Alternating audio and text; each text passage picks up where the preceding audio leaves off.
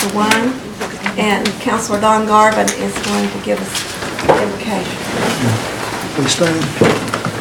Father in heaven, creator of all things, we thank you for this day. We thank you for the warm sunshine. We thank you for all the blessings we received during the holidays. We ask now that you would lead and guide us as we do business with the Cherokees this afternoon. Be with our chairperson and be with all of our guests. In Jesus' name I pray. Amen. Amen. Amen. Shirley, would you call the roll, please? Stand. Vanessa Fulbright. Present. Dick Light.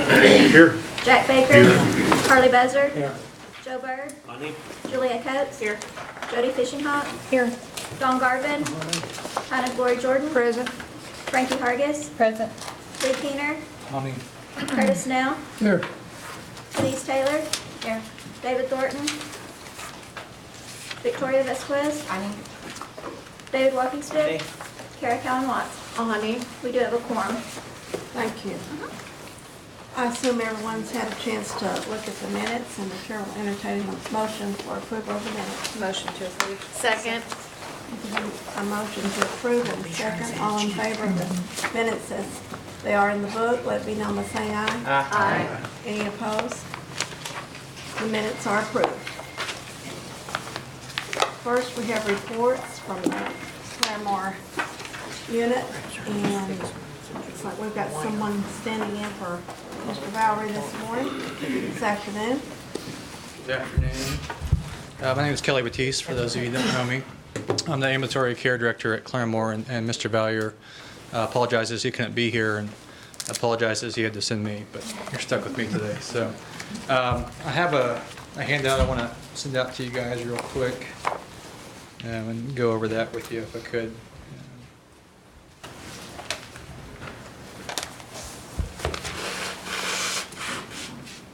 Hope there's enough.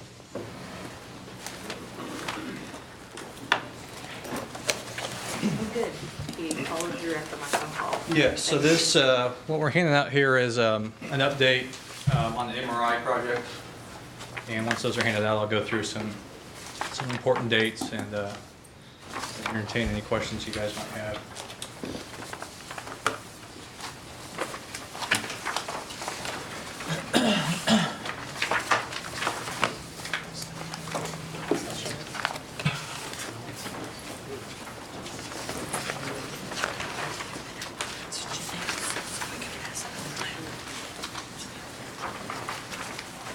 Everybody get one? She's got one. Oh, good. Oh, we need one. Here we go. Oh, never mind, we got it. So that front page is just a visual schematic of where the MRI is going, just in case anyone wasn't quite sure. It's basically going off the south side of our GMS, or our inpatient ward. Kind of shows where in the hospital it's going. The important parts I wanted to share with you are on the second page. Essentially, there's three parts to this.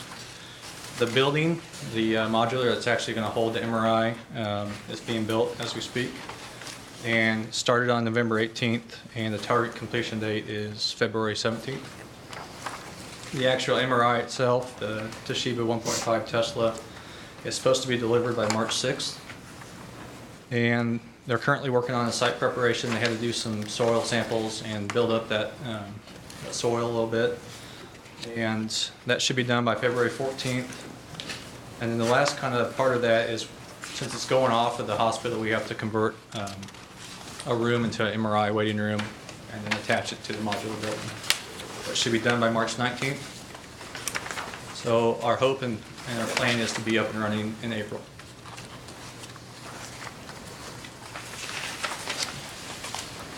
Yes, go ahead, Councilor Watt. Thank you, Madam Chairwoman. So just as a refresher, what have been the delays over the last couple of years, just to give people facts on the table? A big part of the delay was the decision making and the cost of where to actually put the MRI. If you're familiar with Claremore, we have that big open area kind of in the middle of our building, and originally we wanted to enclose that and put the MRI in there, and that came back at over $1 million project, and so it was on the table, off the table. Finally, we wanted to get off high-centered, so we made a decision that the modular building, the backside of the building would be the quickest way to do it. And a lot of this goes to area office, to our engineering department, so I can't speak for all of the delays. Because I know from Clarimore's point of view, we wanted this a long time ago. So the actual MRI machine, we were just waiting for the building to be in place before we could actually purchase it, because we wanted the latest and greatest. So from people we've talked to, this is quite the machine, so we're excited to have it. Thank you. I have additional questions, but I know we're on the MRI right now. I can come back when the MRI discussion's done. Councilor Buzzard? Do we have people already trained to operate these MRIs? We are in the process. Will they be ready by the time we set By up? April, we're hoping so. Yeah, our main goal is not to have any delay when it's ready to be going.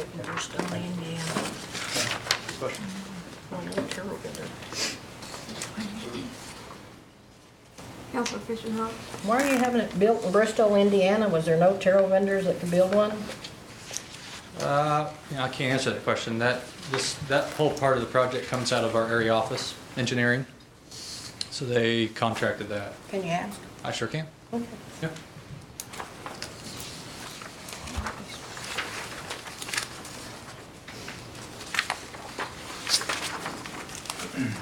Yes, Councilor Garland? Do you have the cost and what the total cost is gonna be? For the whole project? Yes, sir. I do not, but I can get it for you. Do you have parts of it, maybe? I do not have the information, but I'll be glad to get it for you. Thank you, Madam Chair.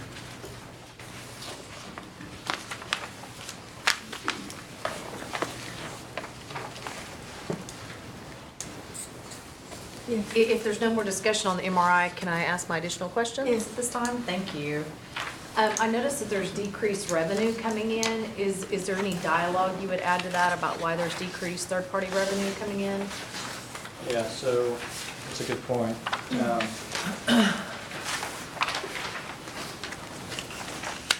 Part of it is, what we think is, some of our actual visits were down.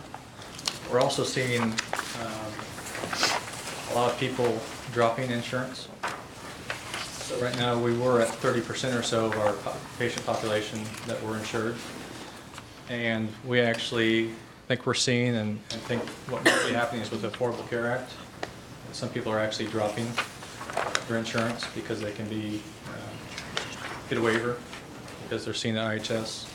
And I don't know if it's the cost of their insurance going up or what the reasons are for sure, but that's what we're speculating right now.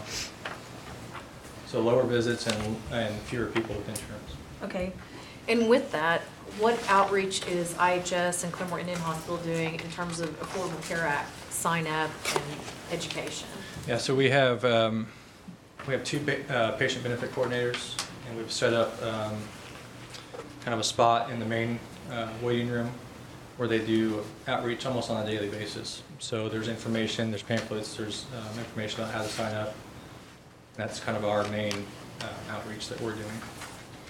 So recently, it was forwarded to me that there is an actual application, I guess through HHS, IHS, or IRS, or a combination of. Is that what they're filling out, the application for exemption? If they go to IHS, if we send them? Because I have Cherokees all the time, and we have a point of contact at Cherokee Nation, but she's in Tahlequah. Okay. So if I can send them to Claremore and kind of give them an idea of what to expect, helps me answer those questions Sure. better. From what I know is that I'm not sure that they're doing that. I think they're just pointing, giving them the information on how to go and sign up or get the waiver. But I'd be glad to follow up on that. Would you kind of let us know, Sure. like, in what are the hours, if there's not somebody to call and make an appointment with? Do they just go in and who would they ask for, or where would they, I mean, if it's real obvious right in the waiting room and we just send them Right. during the day, Monday through Friday, 8 to 5, that's great. Yeah. And that's something specific we can give I them. know the table's there. It's not staffed all the time, so I'll get you that information. Okay, and then my last question is, the contract health service numbers. At the, I think it's the last page of your report. and it's page 7 in our reports. So you have 1,323 cases submitted to IHS at Claremore. So of the 312 cases funded, are 210 of those funded through the Cherokee Nation, and you're counting those, or that's an addition? So that would be out of the deferred and denied cases that this Cherokee Nation funding is coming from? I wanted to make sure I wasn't making any assumption. I want to know how to read that correctly. The way Mr. Valley explained that to me real quick this morning was a number of Cherokee members received those services. So I don't know if he meant out of the 312 cases, 210 of those were Cherokee.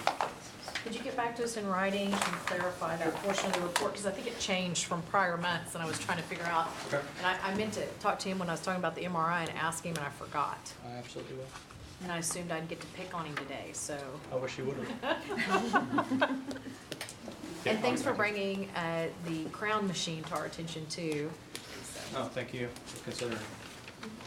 Thank you, Madam Chairwoman. Councilor Buzzer? Councilor Watts had asked part of the questions I had, but on that same page, I take it that there were 54 of them that were denied, and I take it there were 542 Cherokees that were deferred. Is that how you would read it?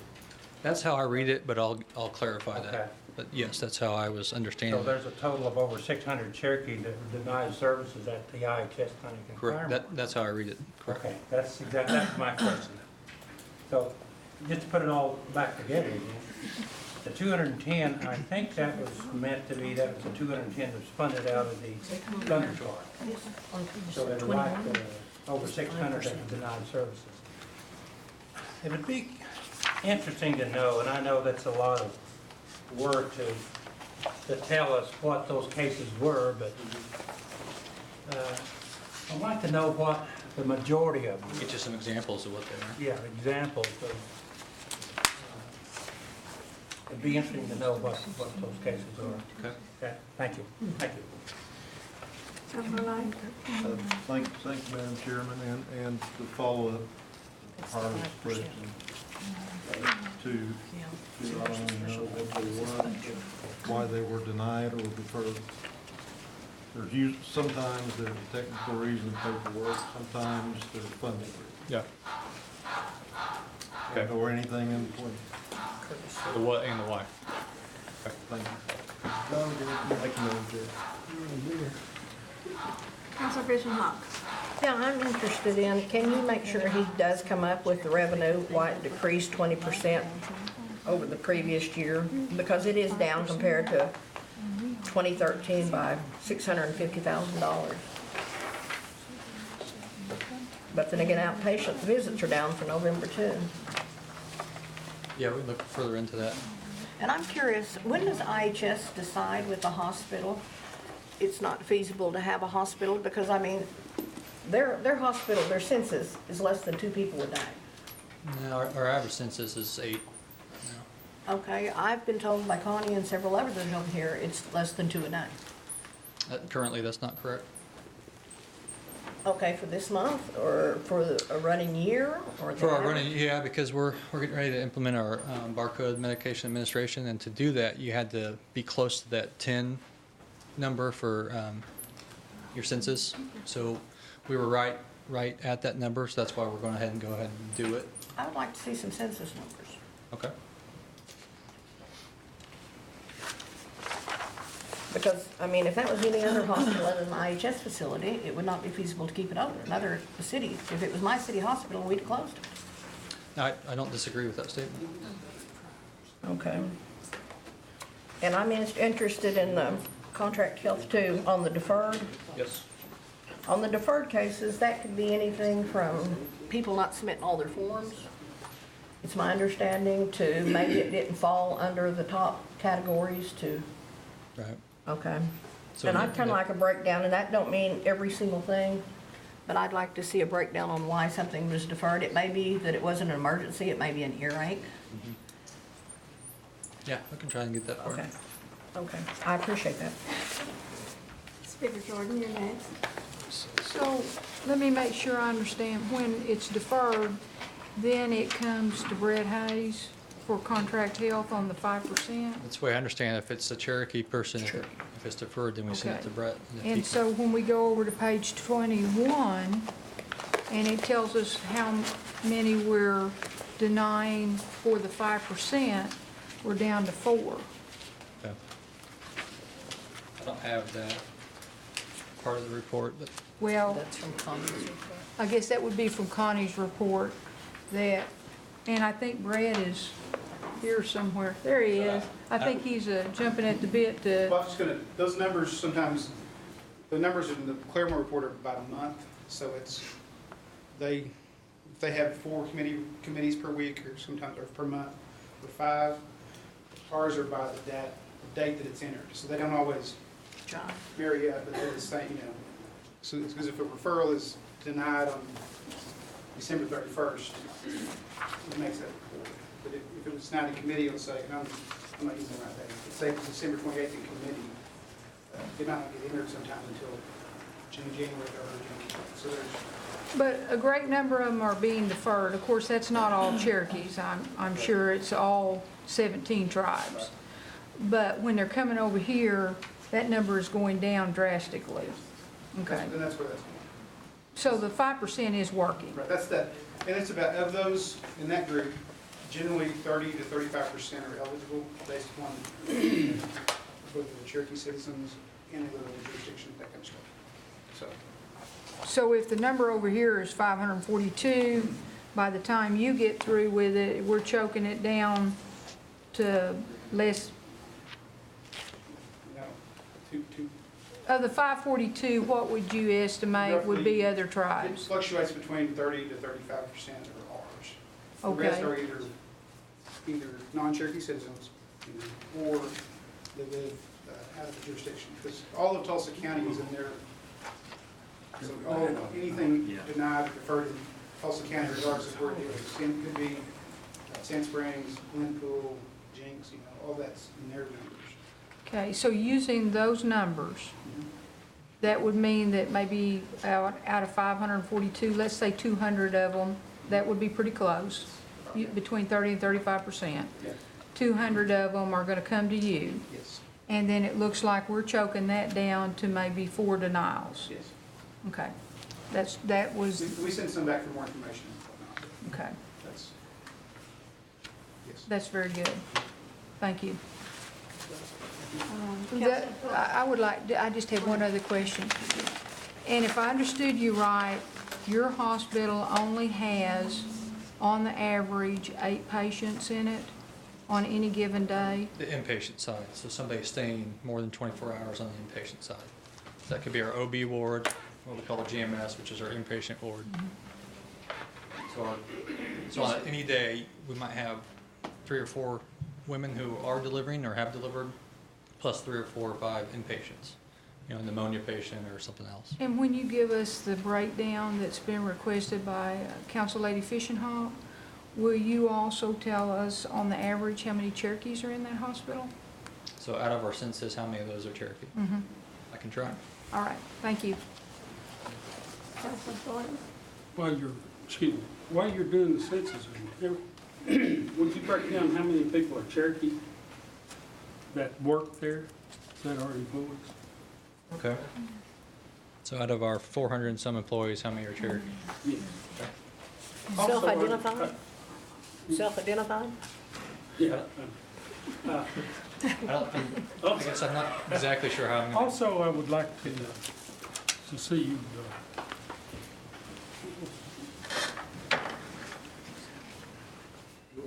break down, do you all attend any other tribal meetings that are health? Do you attend the Creeks? You attend the Choctaws, the Chickasaws? No, we don't.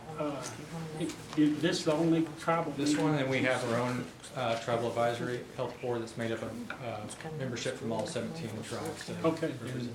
then they take care of statistics, and they know what's going on. How many of them donate funding to your hospital? For the 17? Good question. I can't give you an answer without doing some research, but I can find it for you. And how much comparable do they donate than we donate? At the Cherokee? Thank you.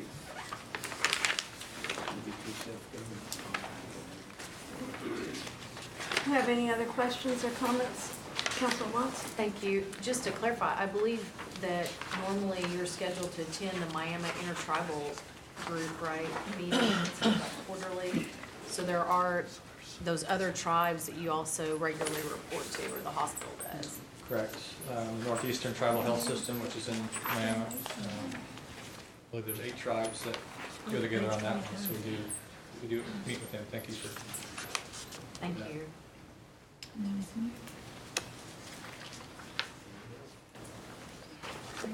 Any other comments? Okay.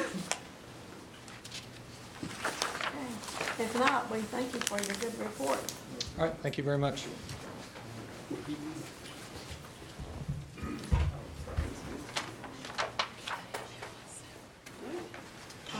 Next is Cherokee Nation Health Services, and Ms. Davis is not here today, so the CEO at Hastings, Brian Hale, is going to give the report for her. Welcome, Brian. Thank you. Good afternoon. I think all of you have the report.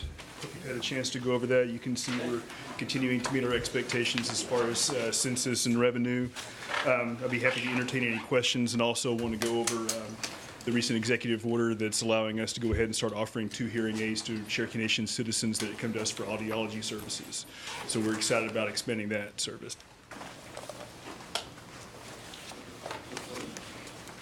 I don't know when you want to take questions, but. Go ahead. Okay, thank you. I want to thank Dr. Sohail Khan and Dr. Montgomery for their help on answering my extensive questions on the cancer registry. I appreciate that, and let Connie know. And then Connie Donovan has been doing a great job on the Affordable Care Act outreach. And I meant to email her, but I was trying to figure out on this new form that's been brought to my attention through other means, through other resources outside the nation, how we're going to help people get the word out about that. Is that something that we're going to be doing? We have an Affordable Care Act task force that works on training and implementation for that. And we've been providing some training to staff at all the sites that can help our patients enroll in the Affordable Care Act insurance plans if they desire to. Okay, so that's where we need to send them to, wherever they're a patient at, Yes. or where they're closest. Yes, they've gotten training from the PBCs at all the sites. PBC. Patient Benefit Coordinator. Okay, thank you. And then could you explain these contract health numbers to me too as well? Yes.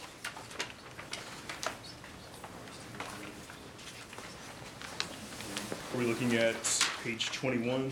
Yeah, I'm trying to get to my tab. I think it's 21 and 22, make sure that I'm reading those correctly. This is the year-to-date summary. They've processed 5,391 referrals, 97.8% were approved. There were 316, let's see, this is the Claremore Indian Hospital review, 316 eligible, 217 were approved, 95 were pending, 96 is a typo, and 4 were denied. And just make sure I understand, I know Brett can yell if not, but the pending is not the same as an IHS deferred. It's more than likely there's additional information that's needed. There's a good chance it could still be approved, we're just lacking information. It could be like a hospital admit, it's just been, it's not, hasn't been looked at well. It's just it's a pending referral system. Okay. So, And can you give us an example, and I apologize, I stepped away for a minute, of like those 4 that were denied, kind of what kind of procedures would be denied? sometimes it's something that can be done internal. For instance, like steroid injections, sometimes we can do those. Hastings are on clinics. Sometimes there'll be a clearance for a bariatric surgery that we're not going to do. We don't pay for bariatric surgery, so we're not gonna pay for the clearance part. Does that make sense? Yes. So if I'm gonna go in for clearance for bariatric surgery, there may be a sleep study, there may be, Yes. there may be cardiac catheterization diagnostics that we're not gonna pay for those, we're not gonna pay for this. Gastric bypass, for instance. Okay. So, I have a number of questions. I'm trying to make them in some sort of order that makes sense now, given where we're at in the meetings. Okay. So on your page, I was trying to get an idea of, what's interesting is like patient load.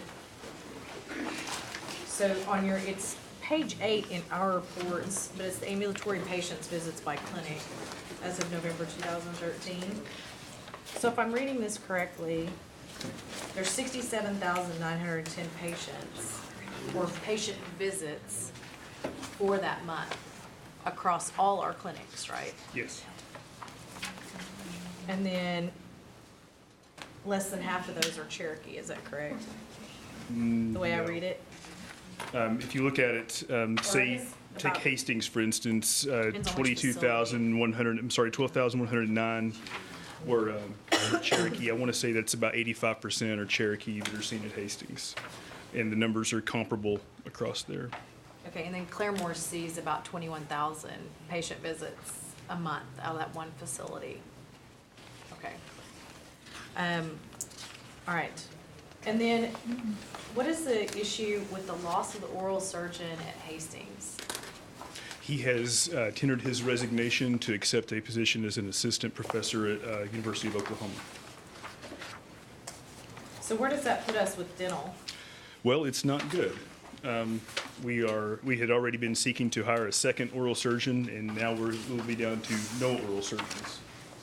I know that we're actively recruiting, but currently I don't believe we have any needs. Do we, like, no? Okay, So it's definitely a loss for us. well, and I was trying to, we had additional information that led me to believe there's been a lot of loss in the dental. So I think that there's some of us that would like to meet with, I guess, Connie and Dr. Jones about what's going on in terms of personnel issues and such, and what that layout really looks like. And then also, and I hope you take this back to Connie, because I know your schedules are busy, so I want to figure out when it works for all of us. Because I'd like to spend some time, is what I guess I'm saying. And also about the lack of exit interviews that are being done and how that can be remedied, and if we can go back and assess and evaluate folks that have already left even. Because there seems to be a call in the community and amongst providers that there's issues going on. Okay. And then I still have not got an answer, and I was trying to find how many providers are actually needed at each of the new facilities and under the $100 million plan, what that looks like by facilities, because I assume we'll bring on additional providers, right? For the most part, we tried to leave operational budgets the same, unless it was, determined that it was needed on a site-by-site basis. So overall, for the $100 million plan, we're not going to look at providing there won't be additional staffing or providers, and there won't be additional services? It's different by clinic. It's different by site. Can we get that assessment by site? Okay, that's what I need. Okay. And then in writing, I don't know if anybody else wants that, but then also with that, what is the patient load expected at each new facility? Because you have kind of what your idea of your patient visits are today. So I assume you project an increase, even though our operation budget's flat, because people will be attracted to a new facility. And what, we don't know, I assume we have idea on the Affordable Care Act impact. Even though Claremore has seen a downturn in patients, I expect that to really go up under the Affordable Care Act, but maybe I've got the wrong assumptions. And then where are we at on dentures and caps in being able to serve? Because under the law, it says that Claremore folks served at Claremore Indian Hospital are supposed to have access to things, at least dentures. And I can't tell that we're giving them access to those at this point. So what's the plan? Dr. Jones? To accept the denture program, they have to come to one of our facilities. They can be referred to our facilities, or they can come to one of our facilities. Once they come to our facilities, we have these avenues now. But Claremore doesn't have the avenue to refer them out. So do you have documents there that refer our patients that visit there that they have that opportunity, or are they just supposed to know that? The last time you asked us to send those documents to show how the program is to be accessed, and we have sent those. So I don't know if they're being distributed or not, but we haven't sent. Okay, as an aside, can we have Claremore confirm that they are out and available? Thank you. And then I understand that Connie is meeting with our behavioral health staff to assess the budget. Is that correct? I believe so. Okay, and maybe next month we can have an update on that? And then I didn't understand, I got word through the community about a lawsuit against Cherokee Nation Emergency Medical Services, and I believe that's under health, Yes. and concerned patient treatment, I believe. Was there an evaluation, and I don't know about where it's at in terms of legal or any outcomes on the legal side, but in terms of a policy perspective and how we care for our patients, has this been evaluated and there's been changes put in place so that we know that patients in the emergency medical side, I mean, I don't even know if you can, I have no idea where it's at. This was the question to me.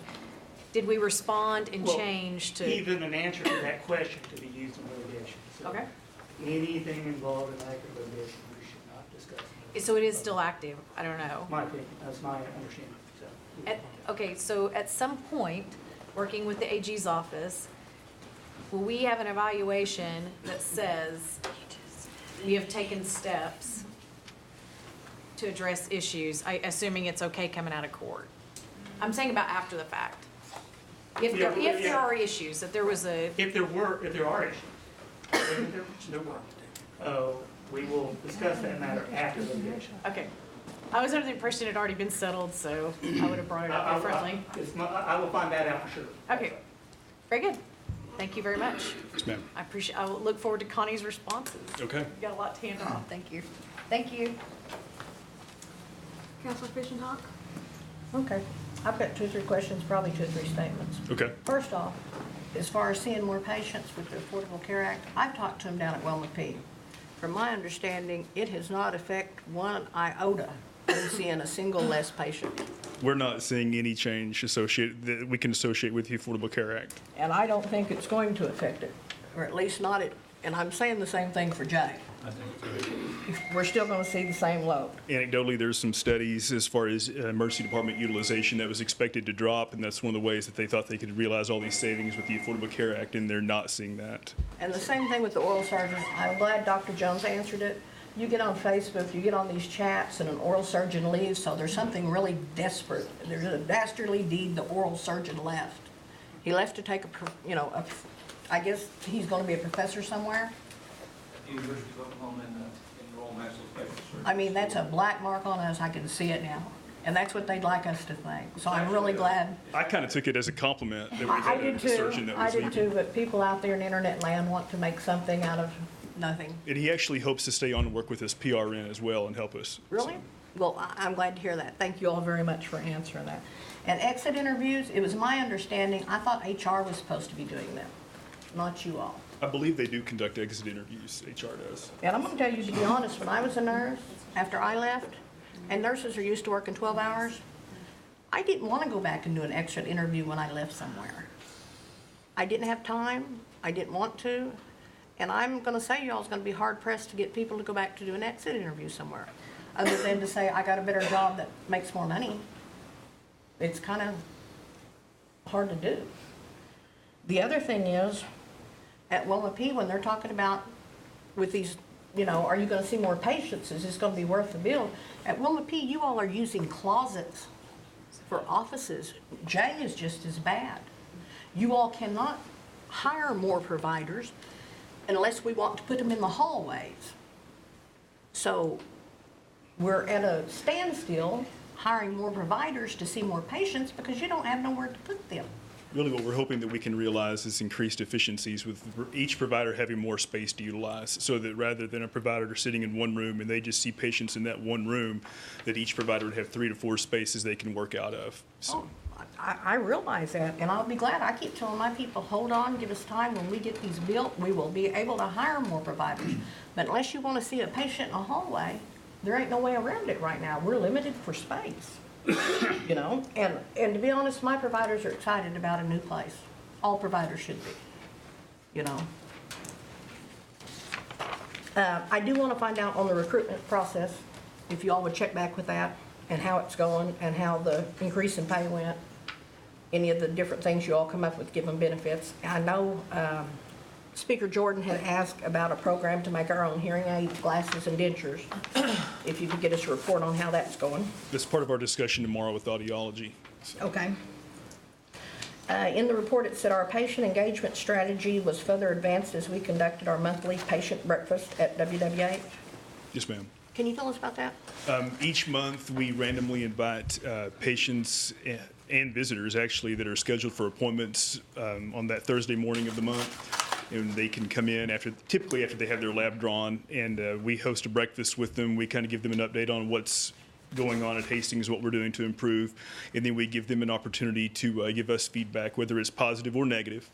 And then they also fill out a little survey indicating, you know, how they felt about the breakfast, and they have an opportunity to give us any other comments. So. You all have been doing this for a while. Yes.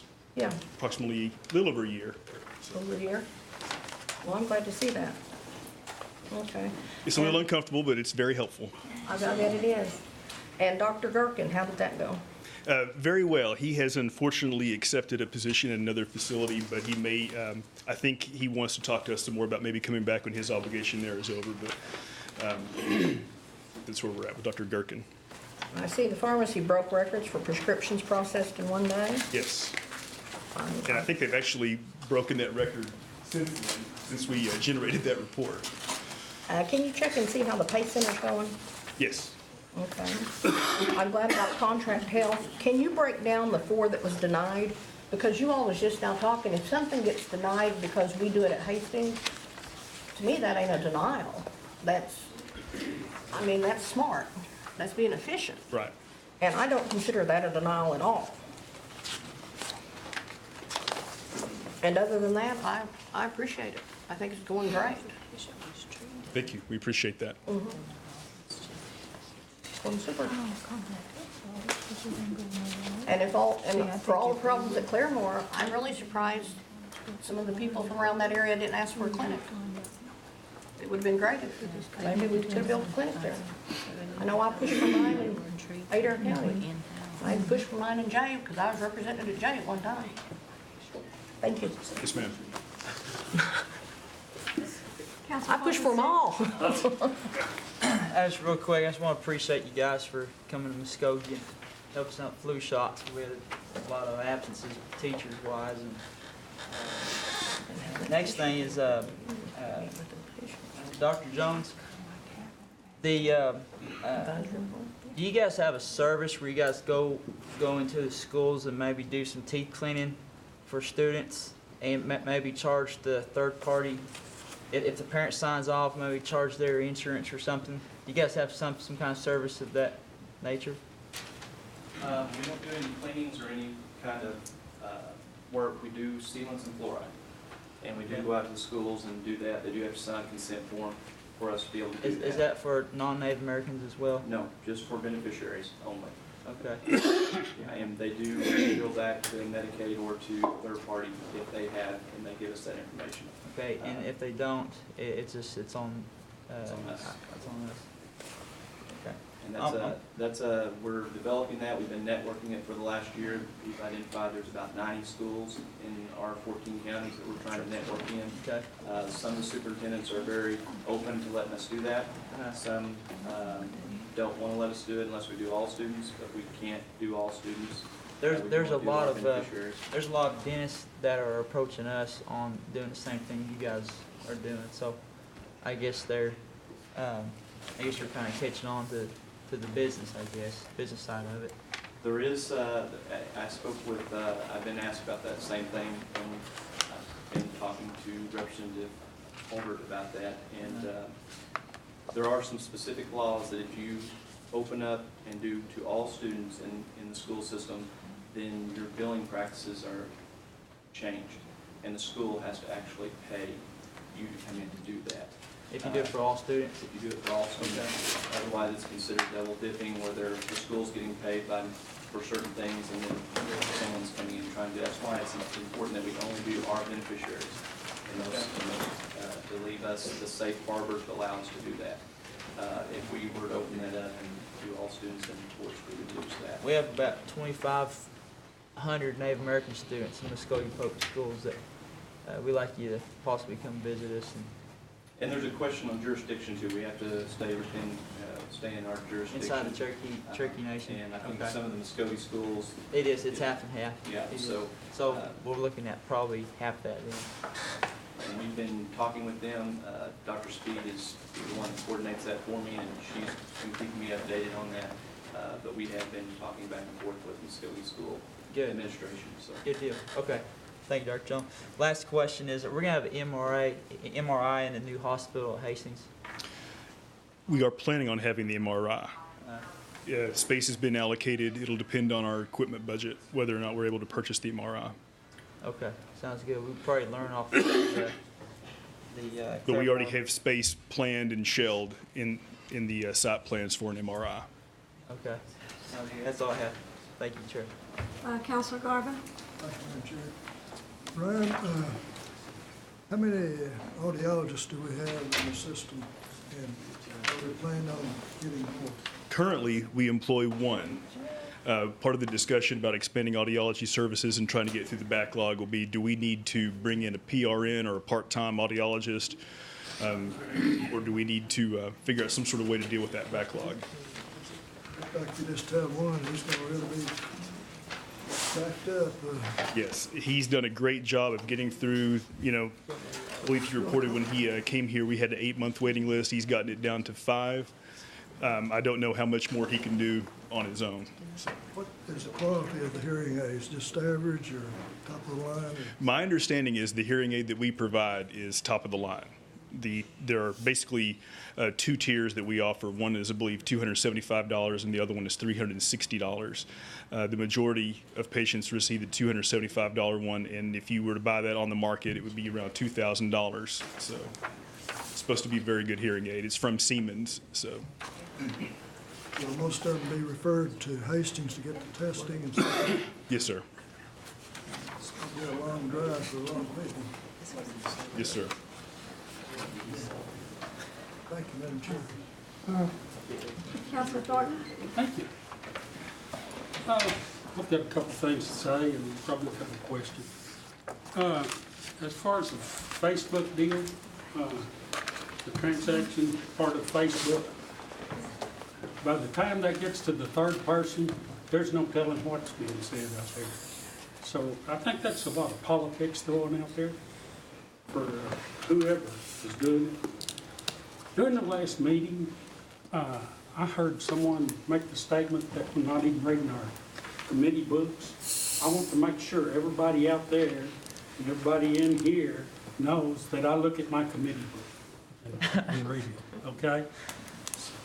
So I guess everybody else probably does too.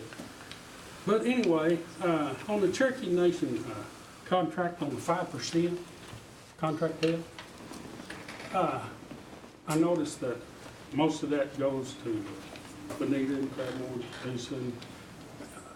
Do any of those places, or do we have any people that go to those places that don't receive 5%, that receive Cherokee Nation contract funding? Or do you use all that money to pay for them? In other words, in Redbird Smith, we didn't have one person receive any 5% contract. Well, contract help. Okay. In other words, is all ours paid through the federal government and none of theirs paid through the federal government? Or do they have people that's paid through the federal government? Page 23. That's the report I run is, because we do that on the Claremore side. We've not this year used, I'd have to check. But we do, like, some of your folks maybe live in Weber, live in Muskogee County, we'll do some inpatient, inpatient things through that program. they're not listed on here because there's a different subsection, if that makes sense. We just verify they're Well, denied. what I'm asking is, these people that live up north of Mason-Dixie line, do they get any federal aid for contract help? Yes, they do. They do, in addition to the 5%. Yes. Oh, thank you. But now, I've had a couple of questions about spouses. And I'm pretty sure that if they're not Cherokee or Native American, they won't be served in our clinics and hospitals unless they have insurance so they can pay. Is that right? Technically, the only way a spouse could be seen is if it's a female who's pregnant with the beneficiary's child. Okay. And I had another If they're a question. non-beneficiary, regardless of their payer source, they aren't eligible for care. When did we when was that changed? To my knowledge, it's always been that way. Well, You have to be a beneficiary. I know that we've had people that were adopted and went to the clinics and the hospital back in the 80s. Children, it's different. Children can be seen if they're adopted and part of the household. Okay. Spouses, no. When that child gets to be a certain age, then they can't go? I believe so. They cannot. Do you know what age? I'm going to say 18. I can verify that, though. Okay. Thank you. Yes, sir. Counselor Lane? Thank you, ma'am. Brian, some counselors have asked you to send in some information that you can't answer right now. If you could have that sent to the entire council or the chair lady, and she can disperse it to the council. Okay. This healthcare stuff is pretty important to all of us. Yes, sir. And I guess one statement that I can make about the new Affordable Care Act, Obamacare, I keep thinking it's going to increase your patient load. I don't see how it's not going to. I could be wrong. I've been wrong before, but I don't think so on that issue. These clinics we're building, you know, I hear this and that. When you get down to where it's 3 or 4 months to get an appointment at some of our clinics, that's at the point that you know you need to expand that clinic or expand another one, or build another one. We're at that point, at least where I live. We are. Had one lady who's in her 90s called for an appointment, a follow-up appointment. It was going to take 6 months to get her in, and we rearranged and found somebody that could work her in. And if you're 90 and it takes 6 months to get in, I don't know. That just doesn't seem too commonsensical to me. No, sir. We need this expanded clinics badly, at least where I come from, and I think all the other areas too. Definite need there. And, yeah, just make sure we all get the information. Thank you. Thank you, sir. Speaker Jordan? Yes. Brian, that model that we're going to be using in the expanded clinics and the hospital setting, where our providers will now have multiple rooms to work from, that's the model that's used routinely now out in the health world. Is that correct? Yes, ma'am. That you may have one doctor that may have 4, 5, or 6 examination rooms, and they can go from one room to another, using their time more efficiently and moving our clientele through more efficiently. Yes, ma'am. Okay. I just also wanted to take this opportunity to thank you and Dr. Jones back there and all of the health area for District 1, 2, and 3's community meetings and helping make those a success. Our last 4 community meetings were well received out in the communities, I think I can say, and I think you all, it was quite an eye-opener for you all how many people that we get to our meetings, and you helped make it a success. You're very welcome. Your information was well received by the communities, and our people are very happy with you. Thank you. I also am glad to hear that you're giving out the information about the breakfasts. I'd heard about the breakfasts sometime back, and that you were using it as a sounding board to improve and become more efficient in your your daily operation.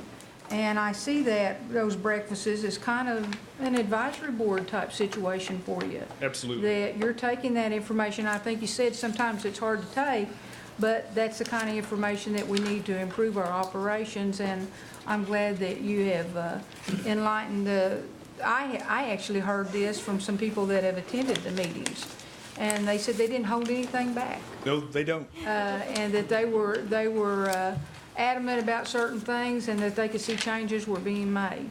And I was glad to see that you've shared that with the rest of the tribal council. I think that's very enlightening. Thank you, I appreciate that. Thank you for your report. Councilor Thornton? Yes, I'm kind of confused here on these numbers for the clinic visits of the patients. Page 8.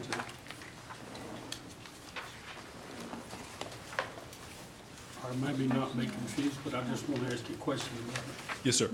I see that Redbird Smith has 7,781, and altogether there's 9,027, so there's... They had 9,027 visits, and of those 9,027, 7,781 were Cherokee. Okay. Now, the question I want to ask is, how come we hadn't been able to put new charts in that clinic down there? I cannot answer that, but I can get you I'll get you an answer. I've had several people ask me, they went down there and they won't start up a new chart. So how many new charts that couldn't start up down there because we were renovating down there, how many have went over to, let's say, Hastings, or I say Muskogee's up, how many's went over there? You know, It's difficult for us to track migration in the system, Okay. but I can get you answers as far as why they're not adding new charts. Okay, thank you. I need to know. How come we can't get new charts? I think I know mine, but I'm not. I do know that they've had some challenges with recruiting providers. They have a locum tenens they've added recently, but they're still short 2 positions. And while they can find some mid-levels, I think they really want physicians in that clinic now. Mm-hmm. Yeah, need them bad.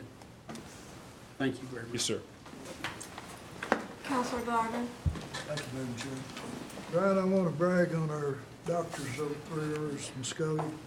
They do an outstanding job, but there's one doctor that really stands out, and I guess I can mention his name, maybe not, but in pediatrics. Is he leaving, or do you know? Not to my knowledge, no. Dr. Montgomery? No. All those doctors do a great job, and this particular one, he's outstanding, and Yes, he is. lose him, okay. Thank you, Madam Chair. Chief Byrd? Brian, I just want to let you know a wonderful job that you and your staff did during all the inclement weather. I was there for meetings, a few days, and accommodating the patient in and out, the maintenance people, making it safe, and that was really a big deal. I had some good positive comments made on that, so commend your maintenance people and your staff for accommodating all the patients. And Dr. Jones, the oral surgeon, I had the privilege of meeting the gentleman.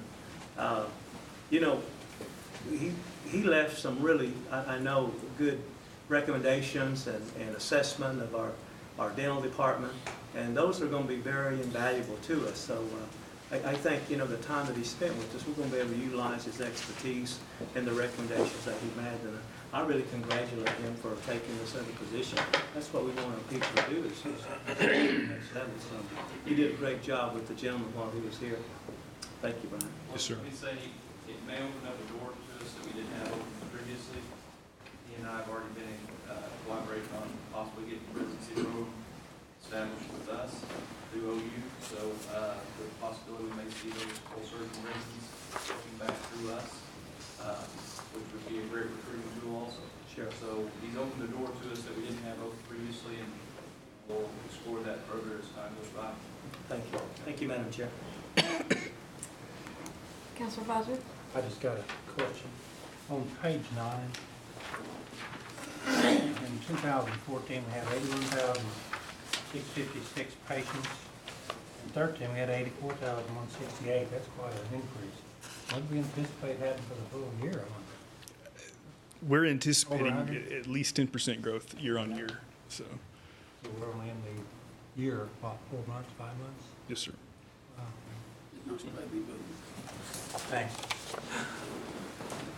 Yes. I just also want to thank the surgery team that you have at Hastings. I had a chance to use them about 3 weeks back, and it was from the time I entered the hospital until I left, I was very happy with everything that I saw, everything that they did.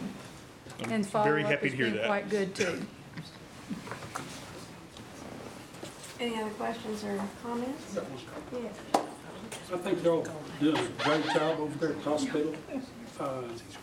I used to get probably 4 people complaining about the hospital before we took it over a month.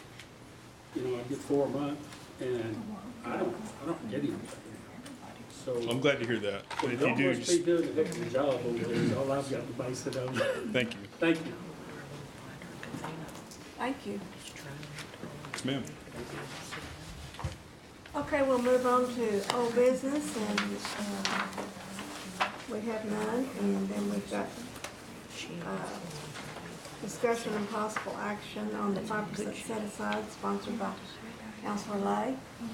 I'd like to make a motion to take that to next month. Motion been made and seconded for next month. All in favor, let me know by saying aye. Aye. Any opposed? We'll continue that next month. And new business, discussion and possible action, funding for the audiology department. That was, I think we would like to withdraw that. yes. And thank Chief Baker for taking that as one of his initiatives under an executive order. Thank you. Yes. Last month, I think we had a very fruitful discussion here in this committee and brought to light that changes needed to be made, and they were made, and we're very happy with the outcome, that our citizens will be able to have 2 hearing aids if they need them. And I've learned a lot about the hearing aids that we're offering, and they're top of the line. And speaking from experience in my family, you can have one, well, just like what we give away for free. You can go down to Fort Smith and get them for $3,400. So I think everybody should be very thankful that they can go over to Hastings and receive top-of-the-line hearing aids. So I'm very happy about the outcome here. Do we have any announcements? Make a motion to adjourn.